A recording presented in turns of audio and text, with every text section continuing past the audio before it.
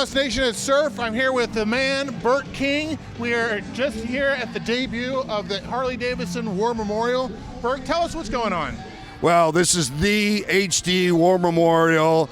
It's celebrating World War I, World War II, all the way up into Desert Storm of how Harley-Davidson and the Eliminator helped win the war. And not only that, but how it saved all the lives in the military people. And when the military came back from these wars, how they ended up saving Harley-Davidson and made it what it is today. It's because of the military is where we are. So, Bert, tell us about where you got the idea for this. I was at a bar. No, I'm just kidding. What we were doing one day when we were building this platform, our customer base is military. It's veterans. It's first responders. It's police. It's firefighters, okay?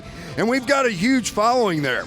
So we said, when you're building a complex, what's going to separate us from everybody else? And how on every Veterans Day and how on every military holiday that we can show the world that we mean and are serious about it. And then we went back and did a little history, and we found out what this did to America and what this did to win the war. And then it was a natural fit. So I took it upon myself, along with a couple of my co-workers, to come up with this concept.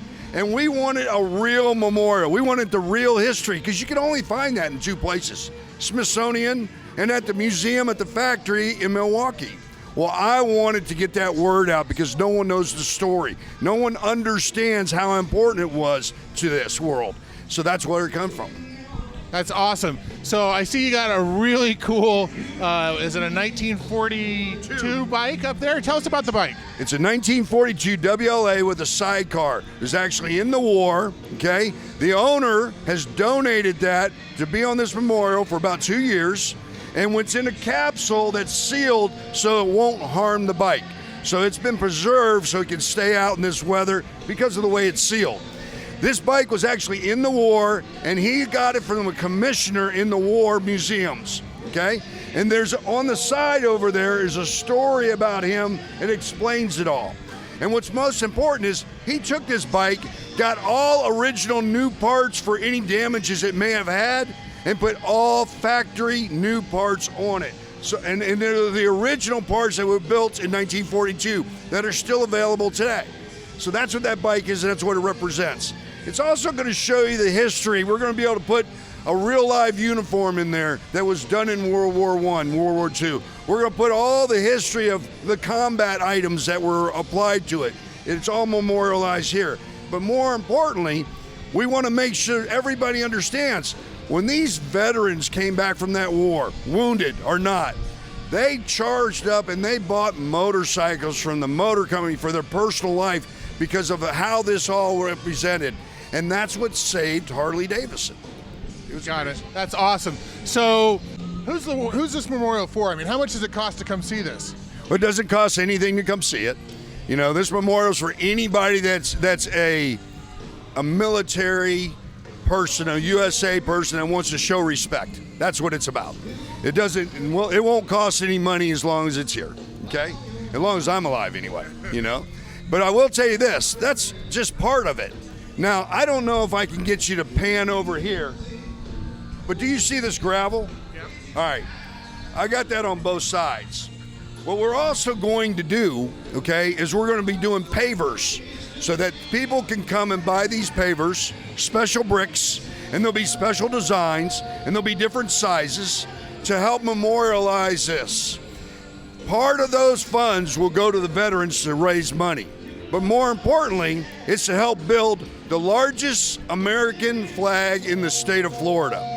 Right here to memorialize this, we got a 200-foot flagpole with a 50-foot tall American flag and 100 feet wide. Now, I just want you to look at that water tower right there. That water tower is 50 feet tall. So that gives you an idea of how tall the flag is, and it's double the width. But we will be building that to memorialize this memorial. And it doesn't cost anything to come see it. We just want you to come see it. That's awesome. So, did you have to get any special permits for this flagpole? Funny, yes. You have to get plenty of special permits. FAA, you got to go through the city, the county, and all, because you're not allowed to have flags that tall. So we had to get special permission. because they understand what the concept, what it's for. Because it's not for anything but to celebrate our history of America and the war and the veterans and the military, first responders, and it's just so important to us. That's awesome, and that's gonna tie in really well with the patch wall that we do.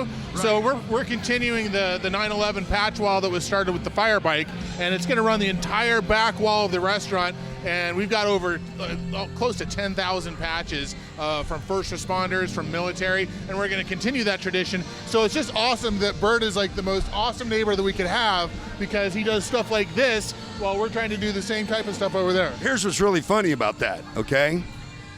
The veterans today came to me and said, would you start making poker chips and pins and patches that we can purchase to help celebrate this stuff? I said, absolutely. So we're going to have shirts and patches and all too that we can put on your patch wall. That's going to be awesome. So there you have it, guys. Bert King, Bert's Barracuda Harley Davidson, also Bert's Black Widow Harley Davidson down in Punta Gorda. And we'll be seeing you guys soon with more exciting stuff. Thanks for tuning in.